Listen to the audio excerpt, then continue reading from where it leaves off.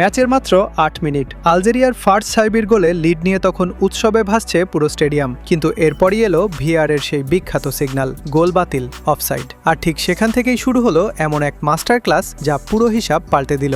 বাতিল হওয়া ওই গোলটা আলজেরিয়াকে হয়তো আশা দিয়েছিল, কিন্তু সেটাই যেন বারুদ হিসেবে কাজ করলো আর্জেন্টিনার জন্য। শুরুর দিকে মেসি, লাউতারো মার্টিনেজ বারবার অফসাইডের ফাঁদে পড়ছিলেন। আলজেরিয়ার নিচ্ছিদ্র ডিফেন্স তখন বেশ কনফিডেন্ট, কিন্তু বিশ্ব চ্যাম্পিয়নরা তো আর চুপ করে থাকার পাত্র নয়। সবাই যখন ভাবছে আলজেরিয়া আজ একটা সারপ্রাইজ দেবে, তখনই শুরু হলো আসল ম্যাজিক। ১৭ মিনিট রদ্রিগো ডি পলের পাস থেকে বল পেলেন লিওনেল মেসি। বক্সের বাইরে থেকে বাঁ পায়ের সেই ট্রেডমার্ক দূরপাল্লার শট সোজা টপ রাইট কর্নারে, ১-০।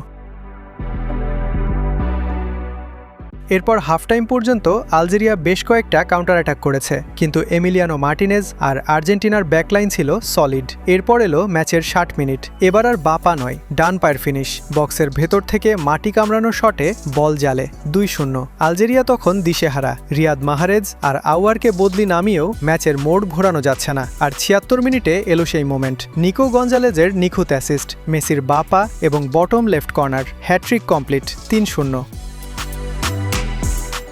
হ্যাট্রিক পূরণের ঠিক ৪ মিনিট পর ৮০ মিনিটে যখন নিকো পাস বদলি হিসেবে মাঠে নামছেন আর মেসি সাইড লাইনে হেঁটে আসছেন, গ্যালারির গর্জন তখন শোনার মতো।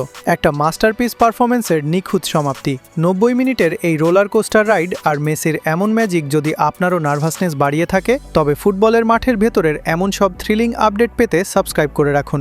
আচ্ছা, একবার ভাবুন তো, ৮ মিনিটের ভিএআর যদি আলজেরিয়ার ওই গোলটা বাতিল না করত, ম্যাচের রেজাল্ট কি অন্যরকম হতে পারত, নাকি মেসি এমনিতেই এই হ্যাট্রিকটা করতেন? কমেন্টে জানান আপনার লজিক।